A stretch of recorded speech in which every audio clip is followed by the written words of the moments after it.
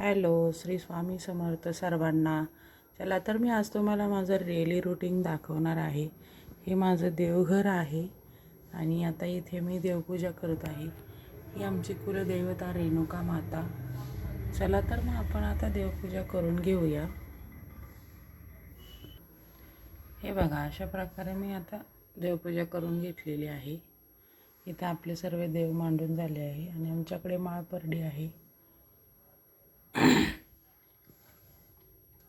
हे बघा, इथे स्वामींचा फोटो आहे. आमची कुलदेवता आहे. चला तर आता आपण गंध लावून घेऊन या देवाला.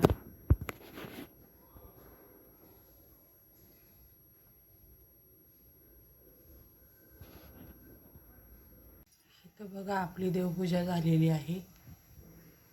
अशा प्रकारे मी देवपूजा करून घेतली आहे.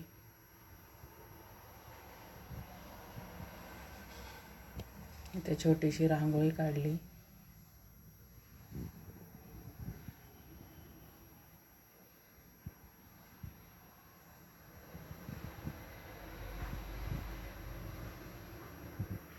कशी वाटली तुम्हाला माझी देवपूजा?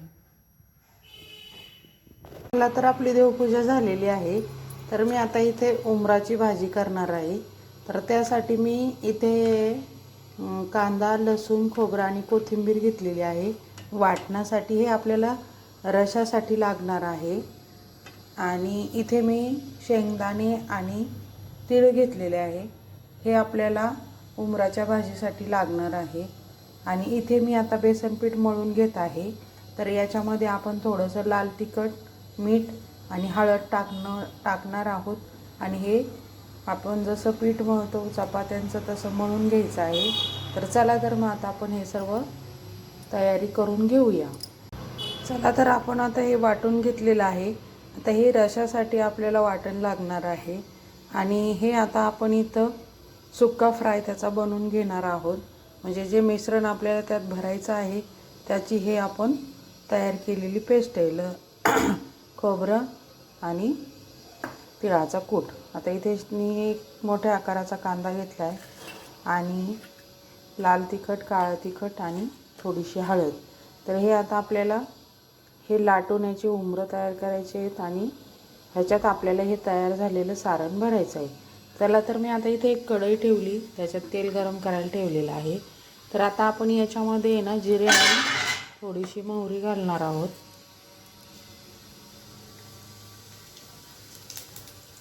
मोहरी जिरे चांगले तडतडली की आपल्याला त्यात कांदा घालायचा आहे.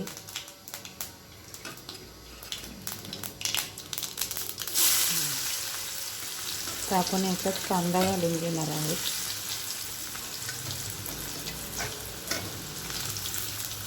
त्या 2 मिनिटासाठी हे छान आपल्याला असं कांदा लाल होईपर्यंत परतून घ्यायचा आहे.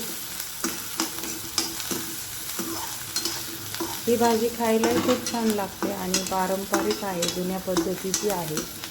तुम्हाला नक्की आवडेल.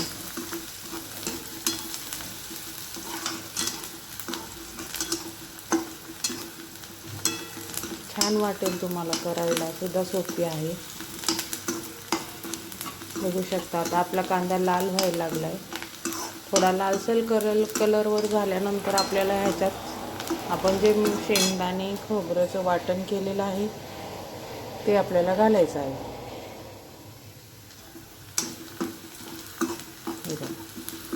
आपला कांदा हलकासा आता लाल व्हायला लागला आहे. आता आपण याच्यात हे सर्व मसाले घालून घेणार आहोत.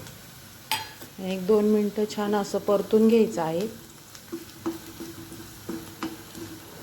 त्याच्यानंतर आपल्याला हे सारण टाकायचं आहे आणि 1-2 मिनटं असं छान परतून घेतल्यानंतर आपल्याला याला झाकून ठेवायचं आहे. हे बघा, असं होतं आपलं सारण.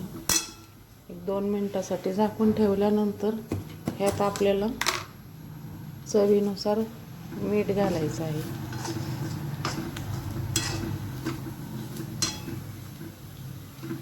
हे बघा, आपलं सारण असं झालेलं आहे.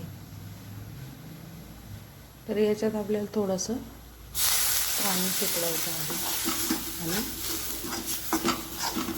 झाकून ठेवायचं आहे.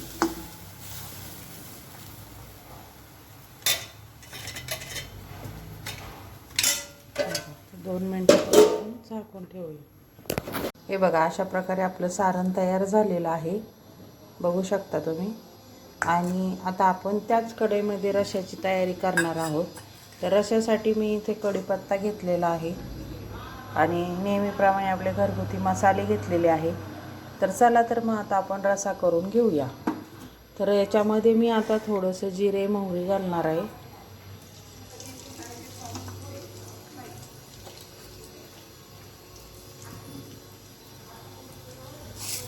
थोडासा कढीपत्ता,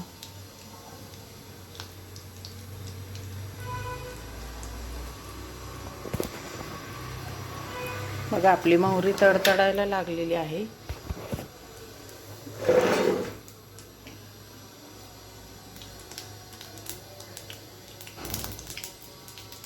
आता आपण ह्याच्यामध्ये जे वाटण घेतलेलं होतं करून ते घालूया.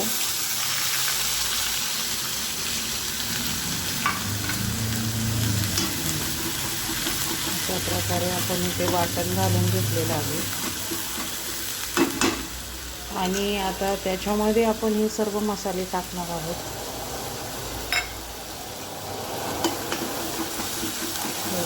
अशा प्रकारे आपण सर्व मसाले घालून घेतलेले आहे. आता हे मिश्रण चांगलं आपल्याला हलकंसं शिजून घ्यायचं आहे.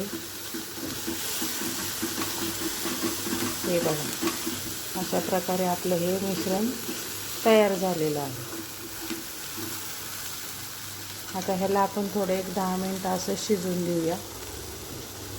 हे बघा, असं आपलं मिश्रण हे तयार झाले छान. आता आपण याच्यामध्ये पाणी घालून घेऊ. तुम्हाला जेवढा रस्सा पाहिजे तेवढं तुम्ही पाणी टाकू शकता. इथे मी ही भाजी आमच्या 5 लोकांसाठी बनवलेली आहे. तर तुम्ही पाहिजे तर ह्याचं प्रमाण वाढवू शकता. तर इथं बघा आपलं असं स्ट्रक्चर आलेलं आहे भाजीला. चला तर आपण आता मिश्रण भरून घेऊया आणि छोट्या छोट्या लाट्या लाटून तुम्हाला मी दाखवते कशा प्रकारे आपण मोदक केले आहे. हे बघा, असे छोटे छोटे आपण लाट्या लाटून घेतलेल्या आहेत. अशा छोट्या छोट्या लाट्या आपण अशा लाटून घेतलेल्या आहेत आणि आता हे सारण आपण त्याच्यात भरणार आहोत. चला तर मग आता आपण सारण भरून घेऊया. हे बघा अशा प्रकारे आपण सगळे उंबरं भरून घेतलेले आहे आणि थोडंसं उरलं होतं तर मी त्याच्या अशा चकल्या करून घेतलेल्या आहे. तर आपल्या आता रश्याला पण उकळी आलेली छान. तर आता आपण हे त्याच्यामध्ये सोडून देऊया. आता हे आपल्याला जास्त शिजवायचे नाही आहे, 5 ते 10 मिनटं आपल्याला याच्यामध्ये ठेवायचे. तर तुम्ही बघू शकता आपले अशी छान प्रकारे भाजीला उकळी आलेली आहे. आणि आता हे आपण जे टाकलेले आहेत ह्याला सारखं हलवायचं नाही आहे, टाकल्यानंतर एकदाच हलवायचं आहे आणि ह्याला एक 10 ते 15 मिनटं छान असे उकळून द्यायचे आहे. जास्त उकळायचे नाही, थोडेसे एक 10 ते 15 मिनटासाठी उकळायचे आणि आपली भाजी तयार होती. जास्त वेळ उकळल्यानंतर हे त्यात फुटू शकतात. बघू शकता माझं भात वरण पण झालेलं आहे. इथं मी पीठ मळून ठेवलेलं आहे आणि आता मी छान छोट्या छोट्या चपात्या करून घेणार आहे. चला तर मग आता आपण चपात्या करून घेऊया. मी आता अशा चपात्या करून घेत आहे. बघू शकता तुम्ही आपली चपाती किती छान फुगलेली आहे. आता अशा प्रकारे मी सगळ्या चपात्या करून घेते. चपात्या झाल्यानंतर तुम्हाला मी दाखवते. आता इथे भाजी पण खूप छान झाली. भाजी पण आपली खूप छान झालेली आहे. छान अशी उकळी आली. हे बघा आपल्या चपात्या अशा प्रकारे केलेल्या आहेत मी. त्या माझ्या 2-3च चपात्या राहिल्या आहेत, तेवढ्या मी करून घेते. मी अशा पद्धतीने आता लोणी पण काढून घेतलं आहे. आज मला लोणी पण करायचं होतं तर म्हटलं चला तुमच्याबरोबर शेअर करू. तर अशा पद्धतीने मी लोणी काढून घेतलेलं आहे. आता याचं तूप करणार आहे. तर चला तूप झाल्यावर दाखवते मी तुम्हाला. बघा आपली ही भाजी अशी तयार झालेली आहे. तुम्हाला आवडली असेल तर लाईक शेअर सबस्क्राईब करा आणि आजचा व्हिडिओ तुम्हाला कसा वाटला मला सांगा. श्री स्वामी समर्थ.